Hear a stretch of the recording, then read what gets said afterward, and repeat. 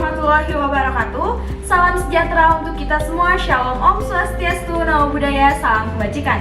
Perkenalkan, kami dari Delegasi SMA Negeri 2 Garut Tim B dengan saya sendiri Putri Lela Sadia sebagai pembicara pertama, yang ditemani oleh kedua rekan saya yaitu Hilwa Alia Dalla sebagai pembicara kedua serta Muhammad Raihan sebagai pembicara ketiga. Kami di sini berkedudukan sebagai tim kontra dengan mosi percepatan pelaksanaan pendidikan jarak jauh pasca pandemi. Menurut Undang-Undang Nomor 12 Tahun 2012 tentang Pendidikan Tinggi Pasal 31 Ayat 1 menyebutkan bahwa pendidikan jarak jauh merupakan proses belajar mengajar yang dilakukan secara jarak jauh melalui penggunaan berbagai media komunikasi. Adapun pengertian dari pasca pandemi menurut KBBI yaitu pasca berarti sesudah, sedangkan pandemi adalah wabah yang berjangkit serempak di mana-mana. Dengan begitu, dapat kita artikan bahwasanya pelaksanaan pendidikan jarak jauh pasca pandemi ini merupakan proses belajar mengajar yang dilakukan secara jarak jauh, yang mana pelaksanaannya setelah wabah COVID-19 ini telah usai secara keseluruhan. Karena itulah ketidaksepahaman kami terhadap pendidikan jarak jauh pasca pandemi, karena pelaksanaannya dilakukan pada saat kondisi sudah benar-benar normal kembali.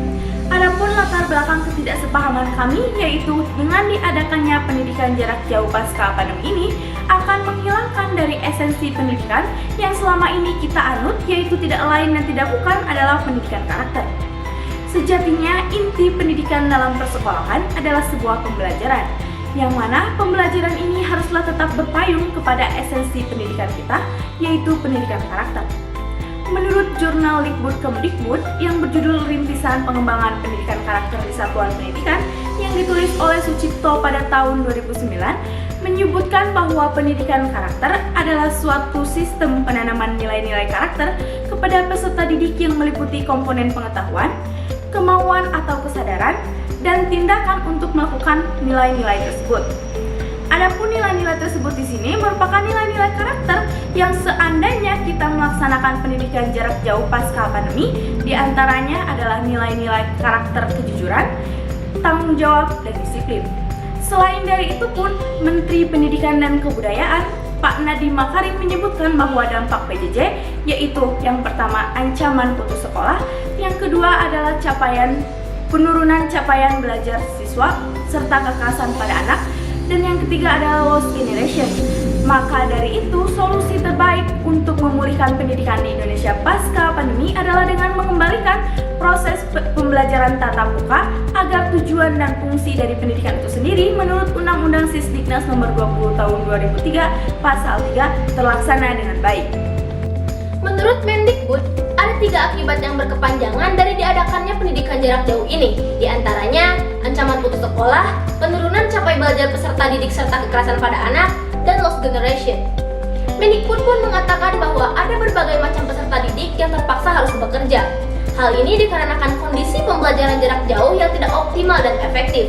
Karena pada dasarnya, Pak Nadiem Makarim pun telah menyatakan bahwa pembelajaran secara tatap muka atau secara langsung merupakan pola pembelajaran yang paling efektif karena guru dapat berinteraksi secara langsung dengan peserta didik dan melihat bagaimana respon dan ekspresi mereka pada pembelajaran tersebut. Tak sedikit dari mereka yang mengalami gangguan emosional dan depresi. Riset peningkatan pada anak pun terus meningkat ketika pembelajaran jarak jauh ini diberlakukan. Hal tersebut sesuai dengan data yang dikeluarkan oleh Sistem Informasi Online Perlindungan Perempuan dan Anak atau SIMOFA PPA yang menyatakan bahwa dari 1 Januari sampai 30 Juli 2020 ada 3.296 anak perempuan dan 1.319 anak laki-laki yang menjadi korban kekerasan pada anak. Oleh karena itu, kita dapat menyimpulkan bahwa metode pembelajaran jarak jauh ini bukanlah merupakan metode pembelajaran yang tepat ketika akan tetap dipertahankan dan terus dilaksanakan pada masa pasca pandemi, di mana negara Indonesia ini sudah dalam keadaan benar-benar normal dan tidak ada lagi wabah virus corona. Dan pada dasarnya, pembelajaran jarak jauh ini hanya upaya cadangan ketika upaya utama dalam proses pembelajaran secara langsung tidak dapat dilaksanakan.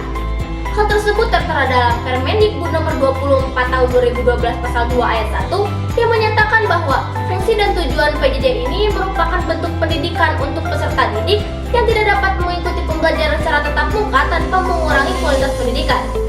Artinya, Pembelajaran jarak jauh ini hanyalah berlaku ketika masa pandemi sedang berlangsung saja, karena pada masa tersebut kita tidak dapat melaksanakan pembelajaran secara tatap muka. Dan ketika masa pandemi ini telah usai, tentunya pembelajaran jarak jauh tersebut sudahlah tidak berlaku lagi. Maka dari itu, kita tidak boleh mengikuti kebijakan pemerintah ini, karena bagi yang tidak dapat mengikuti pembelajaran jarak jauh ini tentunya akan berdampak begitu negatif dan permanen, sehingga menyebabkan kebijakan ini bersifat unidimensional, yang artinya hanya dapat memandang satu dimensi saja. Sedangkan kita harus memberikan apa yang terbaik untuk masa depan anak-anak bangsa, agar generasi milenial tidaklah terancam hilang. Maka dari itu, solusi untuk memulihkan pendidikan masa pasca pandemi adalah dengan mengembalikannya proses pembelajaran secara langsung, agar tujuan dari pendidikan yang tertera dalam Undang-Undang Sisdiknas nomor 20 tahun 2003 pasal 3 tetap terwujud, dan kesehatan mental anak pun tetap terjaga. Mari kita kritisi bersama kembali, mulai dari nilai-nilai dan tendensi baik seorang pelajar yang akan hilang ketika kita melaksanakan metode pembelajaran pendidikan jarak jauh, seperti nilai kejujuran, yang dimana seorang guru akan semakin sulit menilai kejujuran seorang siswa karena tidak mengawasi proses pembelajaran secara langsung dari awal sampai akhir. Dan yang kedua, nilai kedisiplinan dan tanggung jawab, yang dimana pada status quo saat ini masih banyak siswa yang mengumpulkan tugas dan mengisi daftar hadir di luar waktu yang telah ditentukan oleh seorang guru. Hal ini pun bertentangan dengan tendensi baik seorang pelajar ketika melaksanakan metode pembelajaran tatap muka, seperti masuk tepat waktu pada pukul 7, perihal kelengkapan seragam siswa, dan mengaji 15 menit sebelum pembelajaran dimulai. Dan kita amini ketika pendidikan kita kehilangan dua poin tersebut akan memperhambat akselerasi pembentukan karakter seorang pelajar. Hal ini pun tentunya bertentangan juga pada isi esensi dari pendidikan kita saat ini, yang dimana isi dari esensi pendidikan kita saat ini mendominasi adanya nilai-nilai pembentukan karakter, seperti pendidikan karakter sesuai pandangan hidup atau way of life. Yang kedua, payung karakter individu. Dan di sini pun dapat kita lihat bahwasanya metode tatap muka merupakan metode yang sangat krusial.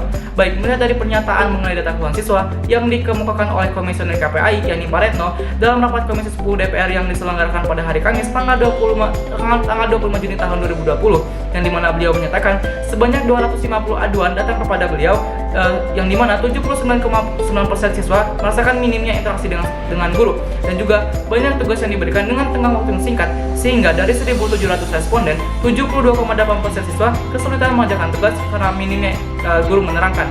Hal ini pun sejalan dengan riset yang telah dibuktikan oleh Ikatan Pelajar Muhammadiyah dari Daerah Istimewa Yogyakarta, yang dimana mereka menulis sebanyak 50% pelajar kesulitan mengerjakan tugas karena guru tidak dapat menerangkan dengan baik, dan 76,6% lainnya merasa tidak suka dengan adanya metode PJJ.